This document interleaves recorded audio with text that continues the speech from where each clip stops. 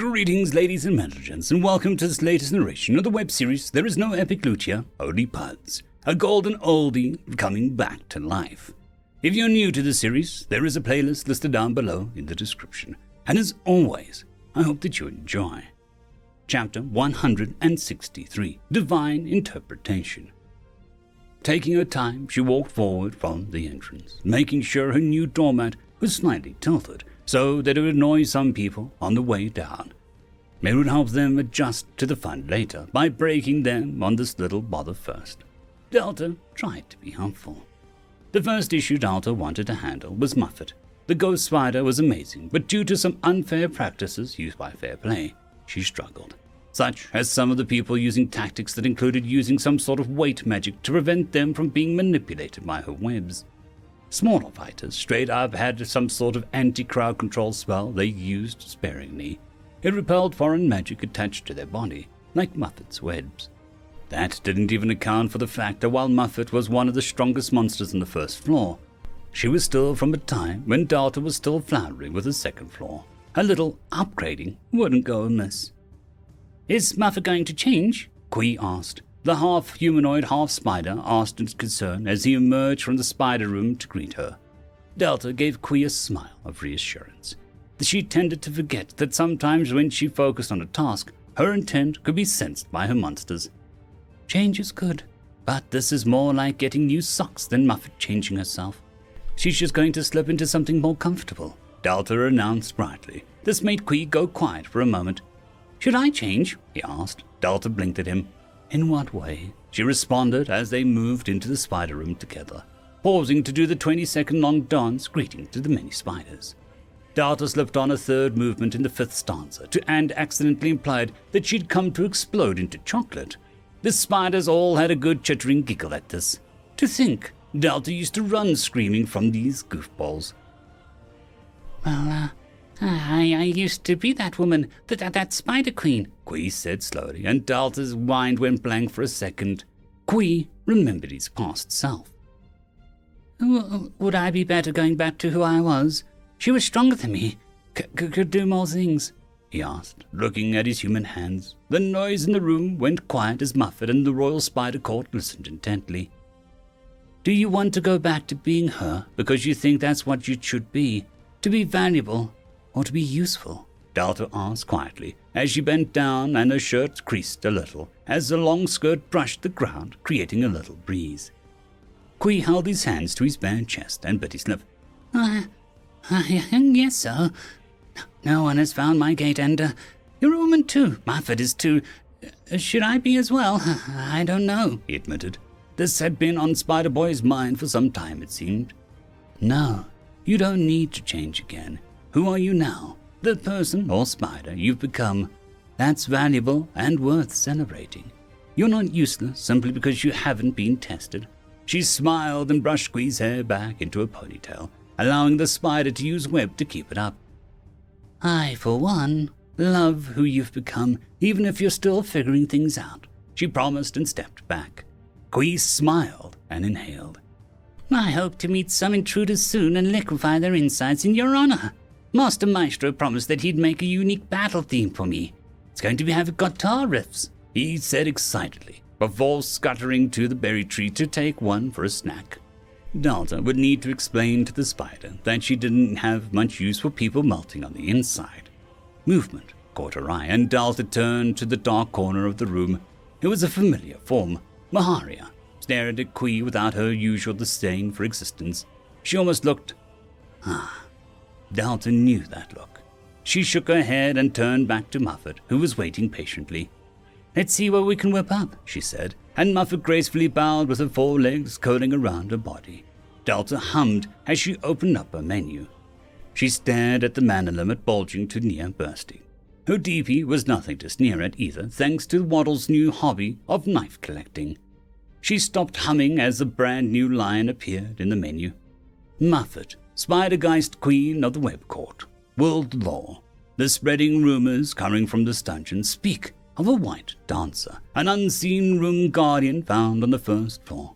Tales from scared adventurers and delvers speak of the limbs being wrestled from their control. forced to dance for the amusement of spiders. The tales whisper that if one has a full set of royal web garments made by this queen, they can obtain new powers and understand the secret language of the spiders. Bonus: seed train rate increased by 2% when Muffet defeats adventurers. This bonus will be nullified if Muffet becomes defeated on an average run. But what? Delta blurted out. Taken completely aback, New appeared as if summoned by her confusion. Oh, did that finally unlock? He asked, his text on screen coming off as far to come. What? Delta babbled, pointing at the world lore with panic.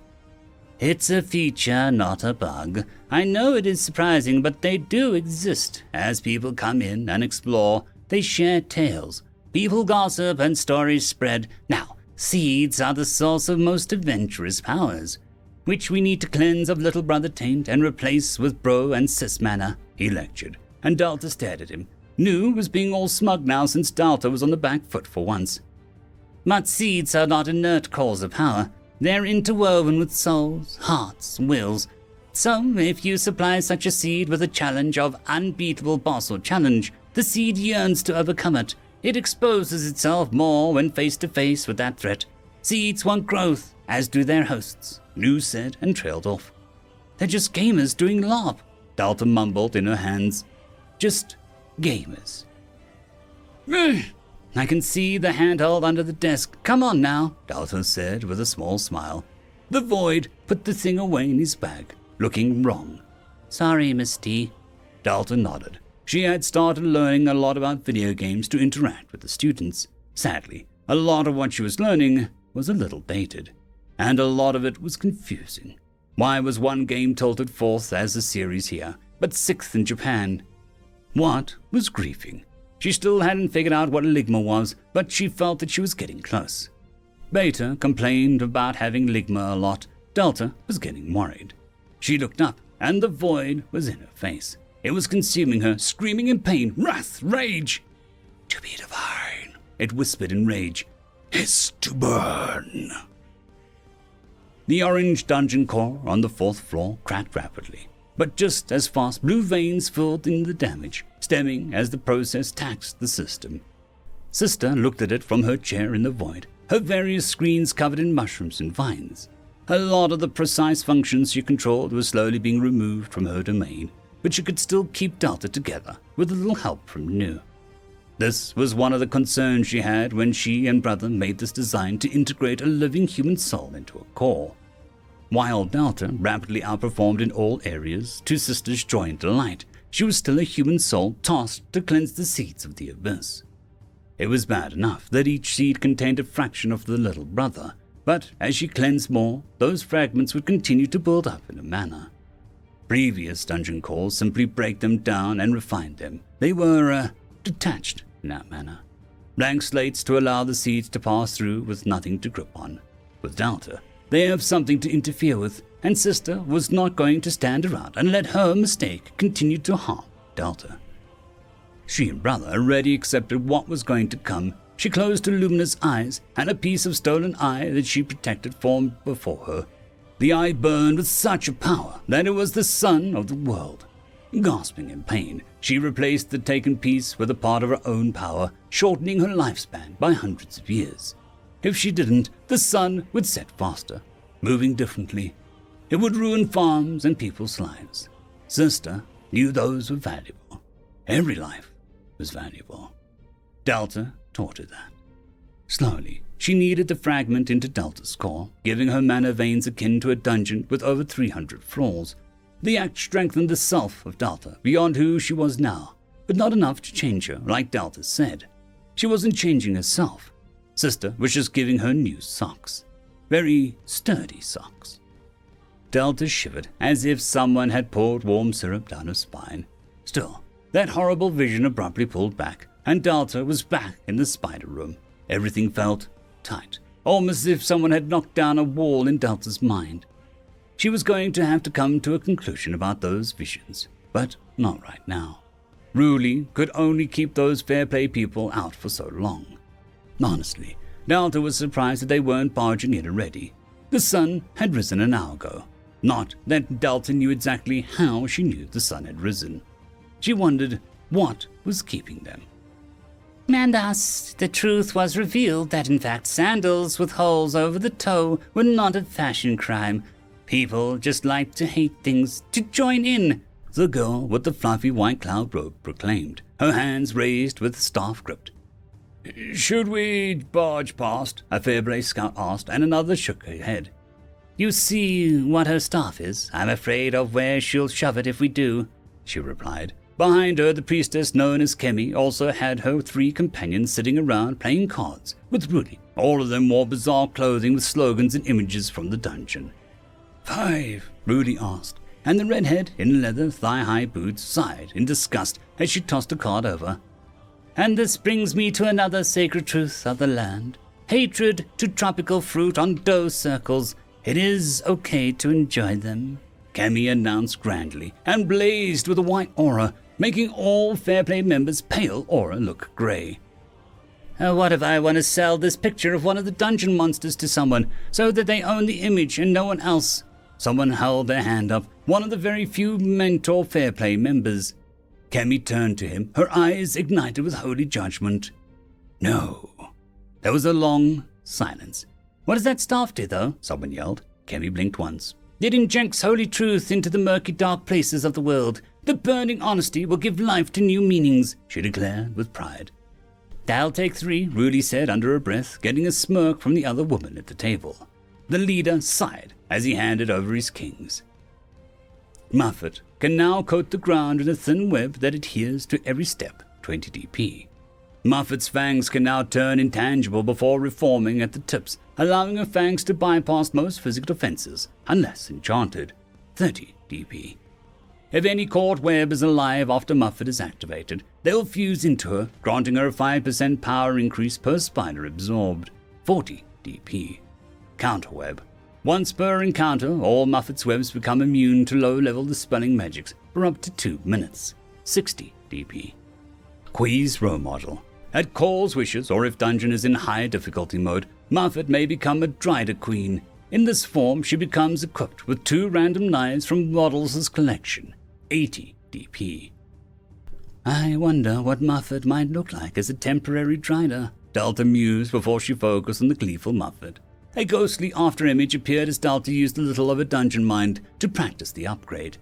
Slowly, Muffet's body became massive, growing until her abdomen was blinding and white, gold markings forming a Delta symbol on the top. Delta was a little worried about how her human part might look. Too many times she was faced in games with a half-human spider lady, using nothing but hair as decency while dodging lava baths. She didn't have anything to fear, as it turned out. Long, flowering white hair danced around a face concealed by a veil. Her body was covered in beautiful, flowing white and golden garments, like some warrior queen carved of liquid marble. The veil rippled, and all Delta felt turned to quiet shock, as the face was monstrous mouth and black eyes moving in sync was briefly visible, until the veil reasserted itself. You okay with all these upgrades? Delta asked Muffet, her voice a little faint.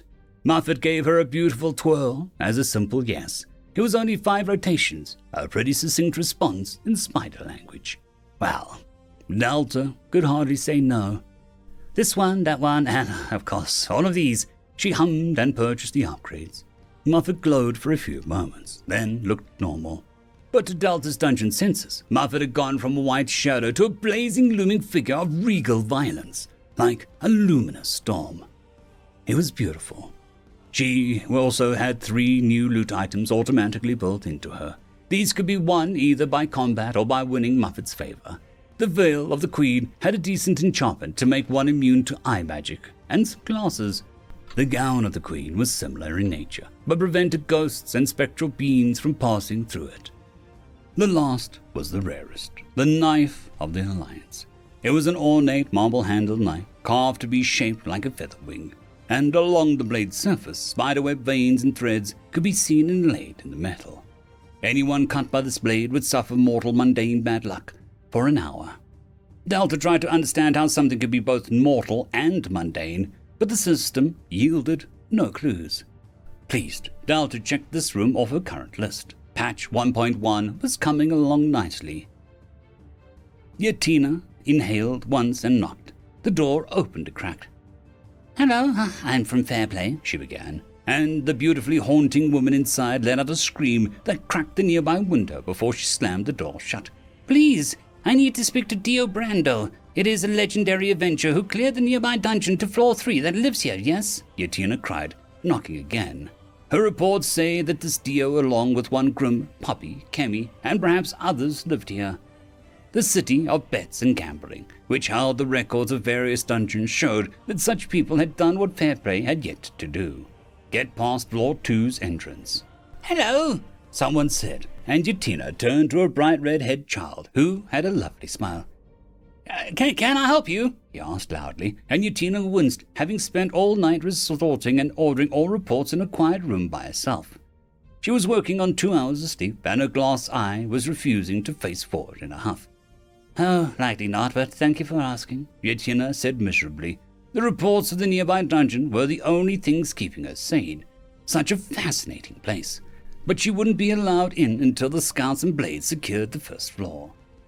"When some adults get sad, they get ale from the pub. Do you want me to show you the pub?" Miss Nina said. "Today's special is meat and crunchy crisp fold and salad and spicy sauce," the boy said brightly. "I don't like alcohol, the taste, the effects, or the consequences." "Food might be needed," Yatina muttered. "Come with me. I can get you a free meal because I did so many chores for the pub with Miss Nina, and I could get free food. I just like helping out, and people like it now that I don't yell so much." He almost yelled in excitement. "What is the meal?" Yatina asked gravely, as she was herded towards people. Lots of people in a small room. "Tasty cornbread that's folded and cooked. I call them tacos for short. Tasty cornbread," he beamed, and Yatina managed to smile back. The boy had some strength to him. It took Yatina everything she had not to simply be dragged along. "I don't suppose you know a Grim or a Poppy?" she asked, deciding to ask the boy. If nothing else, she was covering her bases. After all, it seemed Dio was a dead end. "I sure do. Not you their friend?" the red-haired lad asked curiously. "I want to interview them for science," she explained as she was stopped at the pub's door by, that aura, that uniform. "Royal Knight," she whispered in slight terror. The man with the feral look eyed her for a moment, then dismissed her just as easily. "Fair play, fools," the Royal Knight sighed as he left the pub, reeking of enough alcohol to disinfect a wound. After he walked off, the boy patted her arm. "That's Mr. Zane. He's, not nice, but he's not as bad as that woman," Yatina's guide said, nose wrinkling. "I want to go back, please," Yatina said, voice tight. To his credit, the boy simply nodded and escorted her back towards the Fairplay camp. "You don't like the Royal Knights?" the boy asked slowly, gently, as if Yatina was now made of glass. "My sister is one," Yatina whispered and held herself. Yatina felt a heat near her face, and a flash of fire and rage of summer. "My sister is Bildra of the Summer, an ex-maiden. She left Fairplay behind. Left me behind," she said, and inhaled with a shaky breath. "I'm sorry," the boy said, and Yatina shook herself. "No, my past is not your burden. Really, thank you," Yatina said, trying to hand the boy some copper coins, which he rejected. "Just feel better," the boy said instead, and walked off with a wave of his hand. "I never got your name," she called, suddenly feeling beyond rude. The boy turned and gave her one of those blinding smiles. "Dio Brando, let's be friends," he called back and was gone. Dio was a nice name. She turned and took 3 steps towards the camp, and then paused. "No," she whispered to herself. She looked over her shoulder and stared at where the boy had been, the adventurer who cleared the nearby dungeon. "No, I'm too tired for this," she announced, and went to bed. She dreamed of the younger years, her sister in glorious light, surrounded by fans and teammates. Then it all turned to ash as Brilda ignited in rage. Then she turned to Yatina in the dream, reaching out with a soft hand, before a golden dungeon call snapped chains around Brilda, stealing her away. Yatina was alone. So alone. "Just feel better." She turned to see Dio standing nearby, hand held out. Behind the boy was a massive, glorious sun that cast an orange light into the void. Yatina reached out for the hand. She couldn't remember if, in her dream, she managed to reach Dio's hand, but she liked to think so. Yatina hoped so. If you're new to this series and you've reached this point, I would very much like you to head over to the Royal Road page for the author and show them some love. It's been a long while since I've narrated one of the chapters of this series, so yeah, I think it would be awesome if we all head over there and show them our appreciation for the story. Anyways, goodbye. I would like to thank the T5 peeps, Cam Maxwell, Casper Arnholtz, Bushmaster 177, Leslie 517, Red Panda 121, Cold War Boomerwaffen, Lightjock, Dragzoon WRE, Lord Azrakal, Severin Cerberus, and Arcadian. Thank you very much.